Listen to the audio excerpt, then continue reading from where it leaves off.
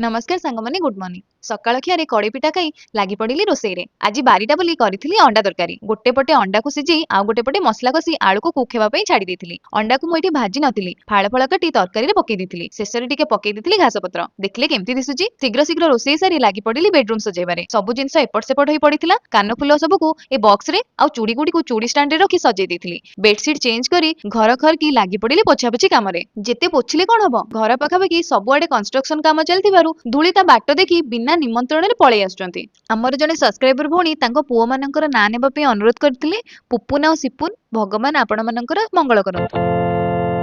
दिन बेला खाइबारे करि देथिली भात अंडा तरकारी आंब खटा पांपड़ मिक्सचर और काकुडी मिश्रबू खाईसारी लैब गले आ मु जाई पहुंचली लुई भाउजंग घरे लाडुल को काख करी बोली डाकिला बेलकू से कहूची आग मो भाई भौणी को धर तापरे मते धरिबो सेई खणी रीमा भाउज आनी आसी पहुंचीतिले गरमा गरम मका पोड़ा आ ता सह लुई भाउजंकर हाथ तियारी गरमा गरम चा संध्या बेलाटा पूरा जमिला आ पिठा और क्षीर हेला रात्रि भोजन चैनल को सब्सक्राइब करी रखिबे मन रहिली नमस्कार।